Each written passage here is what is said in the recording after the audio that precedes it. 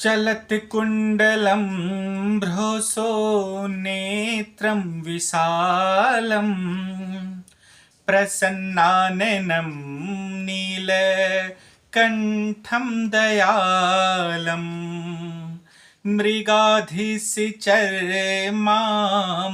वरं मुण्डमालं प्रियं शङ्करं सर्वनाथं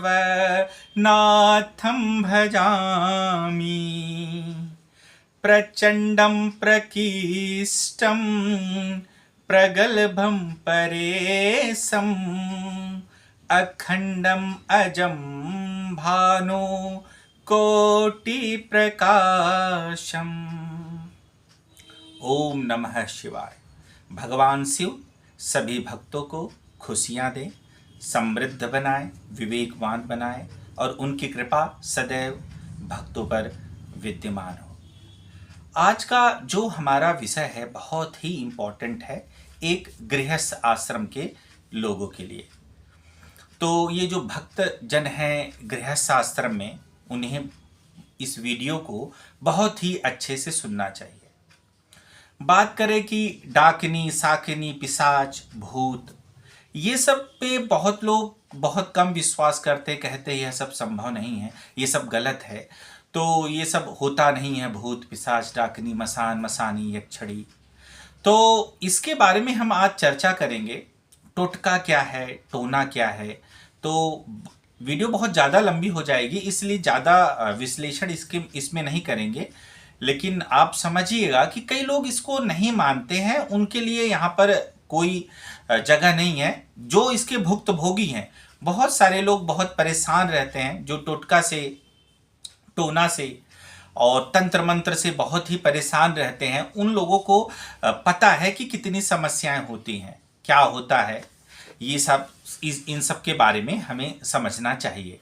ठीक है, तो आज हम डिस्कशन करते हैं इसी के बारे में। टोटका, टोटका क्या होता है? आप जानते हैं कि चौराहे पर देखा होगा कि सबसे खतरनाक होता है चौराहे का जो टोटका होता है। 4 दिशाएं होती हैं चौराहे पर, चौराहा मतलब 4 दिशाएं, उसके बीच में किसी भी जगह पर जो है टोटका होता है। आप देखते हैं कि नींबू होता है, चूड़ियाँ होती हैं, आपका जो है कि कभी कभी कद्दू होता है, कद्दू को काट करके जो है उसमें जो है कि टोटका किया जाता है, नींबुओं को और तिल को, और बहुत सारी चीज, तेल होता है उसमें, अक्षत होता है, चंदन होता है, ये सब डाल करके जो है कि निगेटिव शक्तियों को आवाहन करके उसमें जो है कि विद्यमान किया जाता है मंत्रों के द्वारा।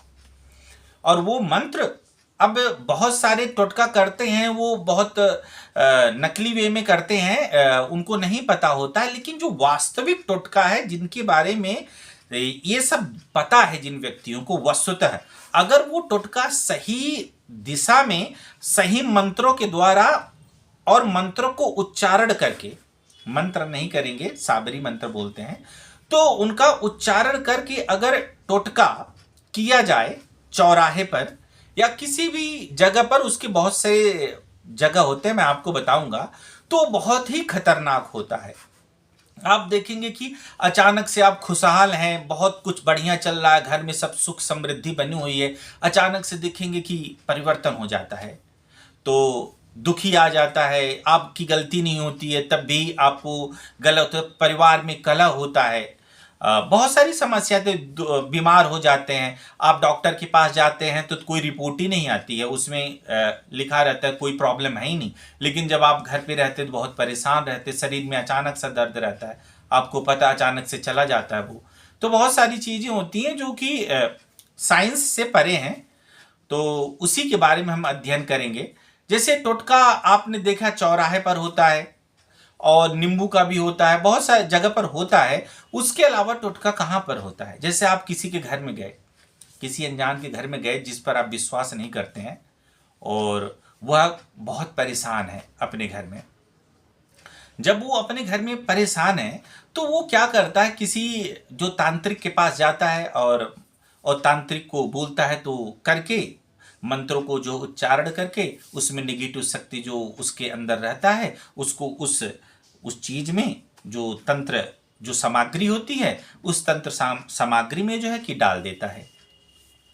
तंत्र सामग्री में डालने के बाद वो आपको पानी में या नींबू शरबत डाल करके या खीर होती है जो दूध की, उसमें तो आपको किसी न किसी प्रकार अगर आप कोई नशा करते हैं या कुछ करते हैं तो उसमें डाल देता है, चूर्ण के रूप में डाल देते हैं तो भभूत होता है। तो उसी वे में रहता है, भभूत तो नहीं करते। भगवान शिव का जो रहता है भस्म रहता है वो भभूत है, लेकिन ये सब करके जो है कि डाल देते हैं। भगवान शिव जितने कि सकारात्मक लोगों के लिए हैं, गृहस्थ आश्रमों के लिए, उतने ही जो तांत्रिक हैं उनके लिए भी हैं, लेकिन दोनों में अंतर है। तो इसीलिए अब आपको मैं बता दूं कि भगवान शिव और हनुमान जी और भैरव तीनों एक ही हैं। अब बोला जाता है हनुमान जी को अंश बोला जाता है, उनके एक अंश हैं। भैरव स्वयं जो है कि काल भैरव, बटुक भैरव स्वयं जो है कि भगवान शिव के ही अंश हैं, शिव के रूप हैं। तो लेकिन तीनों का अलग अलग है, तो उसके बारे में अभी बाद में किसी और वीडियो में डिस्कशन करेंगे। तो क्या होता है कि जब किसी के घर में गए तो वो किसी प्रकार आपको जो है कि टोटका करके जो है कि आपको खिला देता है। अब खिला देते तो अचानक से आप घर आते हैं और घर आने के बाद आप परेशान हो जाते हैं, और कुछ समय के बाद जो बहुत अच्छी महादशा आपकी चलती है वो आपकी जो है कि बहुत खराब हो जाती है। आप किसी तांत्रिक के पास जाते हैं, अगर वो सही नहीं है तो आप हमेशा भटकते रहते हैं।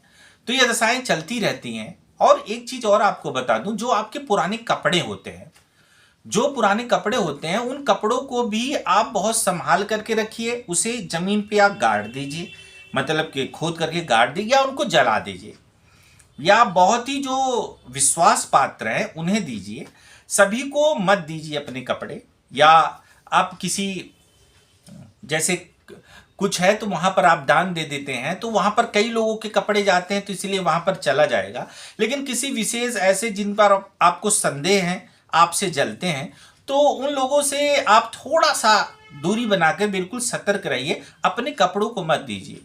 आप अपने कपड़ों को देंगे तो कपड़ा जो है, जो तांत्रिक हैं, जो ये सब काम करते हैं, उनके लिए बहुत बढ़िया साधन है कि जिससे कि आपको तंत्र विद्या से जो है परेशान कर सकते हैं। टोटका से आप जिसके पास गए हुए हैं वो अगर आपकी वस्तुओं को जानता है कि आपकी वस्तुएं उसके पास हैं, तो वो तांत्रिक के पास लेके जाएगा तो टोटका ऑलरेडी हो जाएगा, तो उसको तो परेशान विद्यमान हो जाएगा। आप परेशान हो जाएंगे, आपको नींद नहीं आएगी, तमाम प्रकार के ग्रह दशाएं खराब हो जाएंगी, आप इतने परेशान होंगे कि पूछिए मत। जो इनके भुक्तभोगी हैं उनको पता है, तो बिल्कुल सावधान रहना चाहिए ऐसे लोगों को। तो आगे क्या है कि जैसे कि आप किसी का अक्षत में, सुपारी में या किसी लाल वस्त्र में, कपड़े में दिया हुआ चीज कृपया ना लें।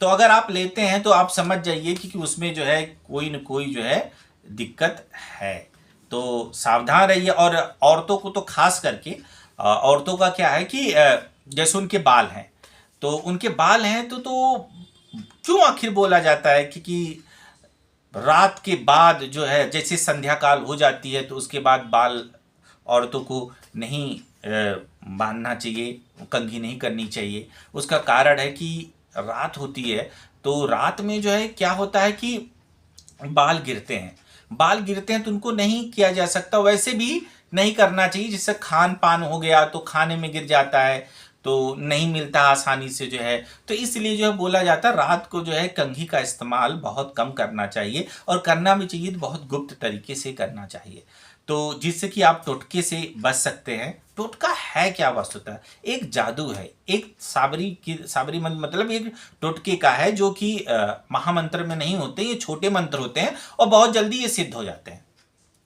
जब ये बहुत जल्दी सिद्ध हो जाते हैं तो आप देखेंगे कि जो है कि तब आप सिद्ध करेंगे। मैं तो इसको बढ़ावा नहीं देता, सीधी सी बात है। भगवान शिव की आप भक्ति कीजिए, आराधना कीजिए, और भगवान शिव को अपना आराध्य मान करके प्रेम पूर्वक जो है भक्ति कीजिए। उनके मंत्र का जाप कीजिए, या मंत्र करिए, जाप कीजिए, या उनके नाम का करिए।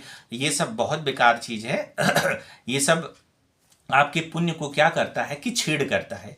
अब वस्तुतः टोटका होने के बाद क्या होगा कि जो आपकी उसके अंदर जो निगेटिव शक्तियां हैं वो आप पर हावी पड़ेगी, खास करके गृहस्थ शास्त्र। क्योंकि जो भक्ति मार्ग में जो है कि संत लोग हैं, महात्मा लोग हैं, वो वस्तुतः सिद्ध होते हैं, तो उनके लिए सब लागू नहीं होता है। जो वो लोग हैं, भगवान स्वयं उनकी रक्षा करते हैं और गृहस्थ आश्रम की भी रक्षा करते हैं। लेकिन आपको भी तो कुछ समझना पड़ेगा। भगवान ने कुछ बुद्धि दी है, दिमाग दिया है, विवेक दिया है, समझने के लिए दिया है, तो बिल्कुल सतर्क रहना बहुत जरूरी है। तो याद रखिए, कपड़े हो गए, किसी अनजान व्यक्ति का खाना मत खाइए, और जिस पर आपको बिल्कुल विश्वास हो उसी पर ही अपने कपड़े को बचा करके रखिए। और जैसे आप रास्ते में चल रहे हैं, सुबह सुबह चल रहे हैं, और ख़ास करके अगर मंगलवार का दिन है, शनिवार का दिन है, या शुक्रवार का दिन है, या रविवार का दिन है, तो ग्रह नक्षत्र होते हैं, उसके हिसाब से टोटके भी होते हैं, तो उससे थोड़ा सा दूर रहिए। और लौंग का भी टोटका होता है आपका।